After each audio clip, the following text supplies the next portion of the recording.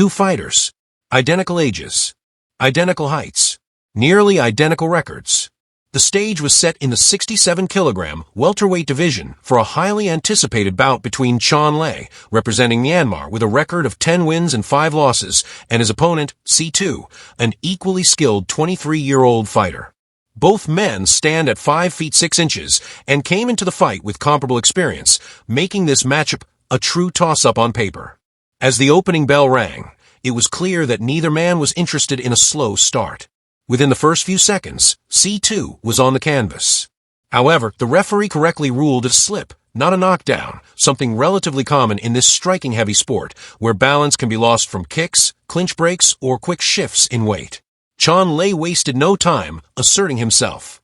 He landed a well-timed overhand left that connected cleanly and forced C2 to clinch in order to neutralize the momentum. The clinch quickly became a key aspect of this bout. Both fighters relied on it not just to reset or rest, but as a weapon, a tactical component of their fighting styles. C2 found some early success with a strong right hand and a punishing body kick that caught Shan clean across the midsection.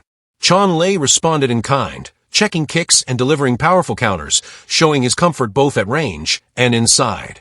During one exchange, Shan threw C2 into the ropes with such force that it caught the audience's attention. The physical strength of the Myanmar fighter in the clinch was becoming evident. Throughout the first round, the action remained fast-paced. Each man had his moments, but it was Shan who looked slightly more comfortable and controlled in the close-quarter exchanges. He was able to break clinches with authority, land knees, and reposition C2 with apparent ease. As the first round came to a close, neither fighter had clearly pulled away, but the edge and strength and control seemed to favor Shan. Round 2 began with a highlight moment, Shan throwing a head kick that narrowly missed, the toes grazing C2's cheek. It was a fast, sharp technique that could have changed the course of the fight had it landed fully. C2 adjusted quickly, pumping his jab, and working to re-establish distance. He then closed the gap and tied up again, returning to the clinch where he felt safest. In a controversial moment, C2 appeared to secure a standing guillotine choke, a submission move not legal in this format, but the referee allowed the action to continue momentarily.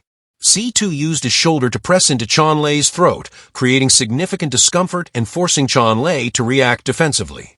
While not a clean choke, it was a clever exploitation of the rules, subtle enough to go unpenalized, yet effective in stifling Shan's rhythm. The round continued with both fighters exchanging knees inside. C2 managed to land a spinning back fist, partially connecting. Shan answered back with knees to the body and short hooks. Though fatigue was starting to show, especially from the high-intensity clinch battles, both fighters pushed through. The round ended with neither man clearly ahead, making it another one that could go either way on the judges' scorecards. As round 3 opened, it was clear that neither fighter was going to coast. C2 landed a clean right hand early, while Shan fired back with body kicks and a front teep. C2's jab remained effective, creating space and disrupting Shan's rhythm. But once again, the fight moved back into the clinch. C2 began using creative techniques in the clinch, not just to hold, but to apply pressure. He used a front headlock-style grip that looked eerily close to a standing submission.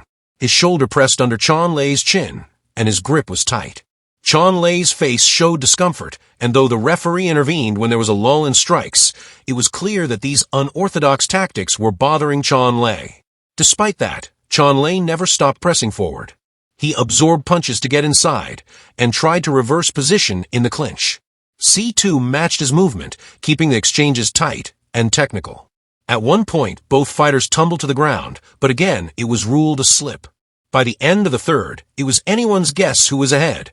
Every round was competitive, every exchange hard-fought. Heading into the fourth and final round, both corners knew the fight was still up for grabs.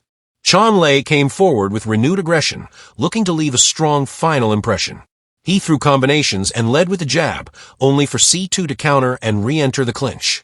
Once again, C2 used a head-to-arm control position, a standing grip that nearly mimicked a choke, towing the line of legality. A spinning back fist from C2 landed partially. Shan responded with knees and an elbow on the inside. With time winding down, both fighters looked for that one final moment to sway the judges. Shan landed a right hand, C2 answered with a kick to the body. At one point, both fighters slipped again, a tangle of feet, but it was quickly dismissed as incidental. The pace was exhausting, the output still high even as the clock hit the final minute. The final moments saw wild exchanges, with Shan swinging big hooks and C2 countering inside. Both men were clinching and striking, desperately searching for one last significant blow before the final bell. As time expired, it was clear to everyone watching. This had been a razor-close contest, difficult to score, with both men putting forth a complete, all-out effort.